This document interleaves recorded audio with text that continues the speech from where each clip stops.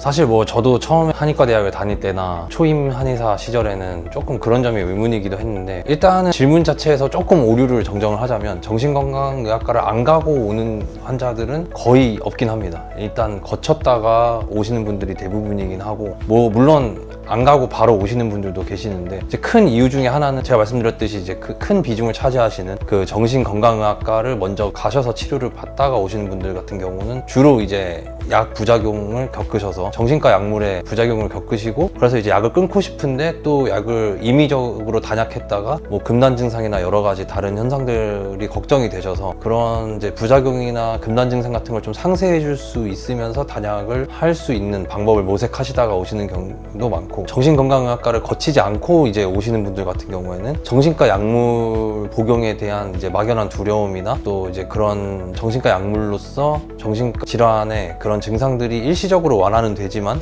약으로 이제 근본 해결은 안 된다라고 좀 인식을 하시는 분들이 많이 찾아오시는 것 같습니다. 이제 또 이제 부모님들이 어린 아이에게 그런 정신과 약물을 먹이기가 조금 부담스럽다 하시는 분들이 찾아오시는 분들도 많은 것 같습니다. 조금 추가적으로 말씀을 드리자면, 아까 정신과 약물 뭐 부작용이나 그런 금단 증상 이런 걸로 찾아오시는 분들이 많다고 말씀드렸는데, 예를 들면은 뭐 우울증을 겪으셔서 이제 뭐 항우울제를 복용을 하셨는데 우울 증세 자체는 많이 나아졌지만 무기력감이 계속 든다든지, 아니면 뭐 불안이 다시 올라왔다든지, 아니면 뭐 식이 장애가 생겼다든지, 이런 사례들이 굉장히 많으신 것 같습니다. 저에게 오시는 분들 중에서는. 그래서 이제 그런 부분을 좀 단약하고 싶어 하시면서 치료를 하고 싶어 하시는 분들이 많습니다.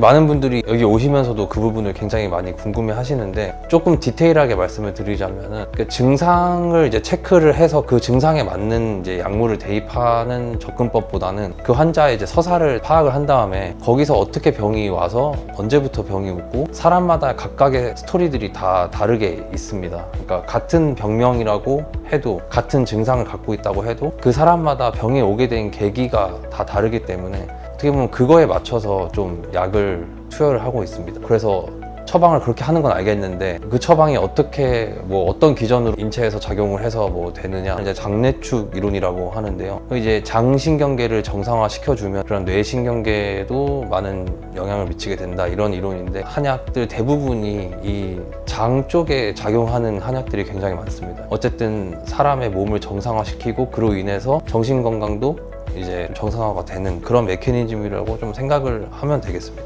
그래서 결과적으로 이제 제가 추구하는 그런 치료 방법은 약으로서 계속 증상 억제를 하면서 지내는 것보다는 나중에 결국 약이 없어 자연적으로 회복력을 갖게 되고, 이제 회복 탄력성을 이제 복원이 되면서 이제 궁극적으로 약이 없이도 정상적인 생활을 할 수 있도록 치료를 하는 것이 이제 제가 추구하는 그런 치료입니다. 일단 저한테 안 오신 분들은 저한테는 이제 그게 카운트가 안 되니까 제가 뭐 쉽게 말할 수는 없겠지만, 이제 저한테 오셨던 환자분들을 대체로 데이터를 내보면 이제 증상은 억제가 됩니다. 확실히 정신과 약물이 응급 상황에서는 확실히 빛을 발할 때가 많습니다. 필요하고요. 근데 증상은 억제가 되는데 다른 증상이 또 생기고 다른 부작용들이 생겨나고, 또 그로 인해서 그 부작용을 또 완화시키기 위한 다른 약을 또 추가하고, 그러면서 10년 넘게 20년 넘게 약을 복용을 하시는데 점점 약의 용량과 약의 종류가 많아지시는 분들이 많아서, 이제 그런 걸 이제 원인 치료라고 인식을 이제 안 하기 시작하시는 분들이 많이 힘들어 하시는 것 같습니다. 근데 그런 일련의 과정 속에서 몸도 그렇고 마음도 그렇고 계속 지쳐가면서 사람도 잘 못 만나게 되고, 대부분의 경우는 이제 다니던 직장도 그만두시는 분들도 굉장히 많으시고 하면서 자존감도 떨어지고 하다 보니까 일전에 없었던 마음의 병도 또 추가돼서 생기는 경우도 상당히 많이 본 것 같습니다. 그런 부분에서 많이 지치고 힘들고, 또 의외로 환자분들이 본인과 같은 상황인 분들이 되게 많다는 사실을 좀 인지하지 못하고 계시는 경우도 되게 많습니다. 그래서 나만 이렇게 힘들지 왜? 막 이렇게 생각하시는 분들이 많아서, 그런 부분이 상당히 그런 이제 환자분들을 지치게 하는 부분이 아닐까 생각이 듭니다. 제가 이제 다른 한의원에 비해서 뭐 치료를 잘한다, 뭐 월등하게 치료율이 높다, 뭐 이런 말은 그냥 통계적으로 뭐 데이터를 낼 수도 없는 말이기 때문에 제가 뭐 하지는 않을 거고, 단지 증상만 보는 그런 의료기관과는 조금 차별점을 두고 있긴 한 것 같습니다. 그러니까 예를 들면은 아까 잠깐 말씀드렸듯이 같은 병명인데도 환자가 어떻게 병이 왔냐에 따라서 다른 처방을 써서 치료가 되는 경우도 있고, 다른 병명인데 해도 병이 오게 된 그런 계기나 시점이나 뭐 원인이 같으면은 또 같은 처방으로 치료가 될 수도 있고, 그래서 증상만 보는 곳은 아니다. 물론 증상이 막 중요하지 않다는 건 아닙니다.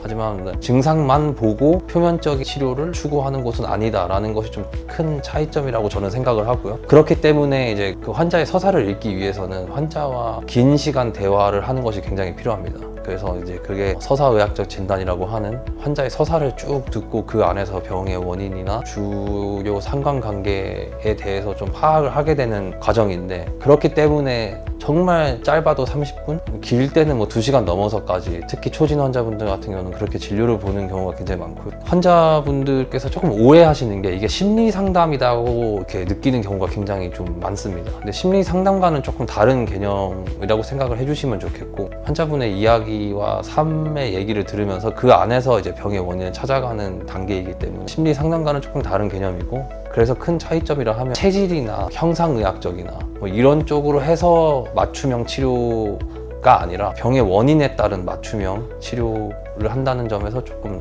차이점이 있다고 생각합니다.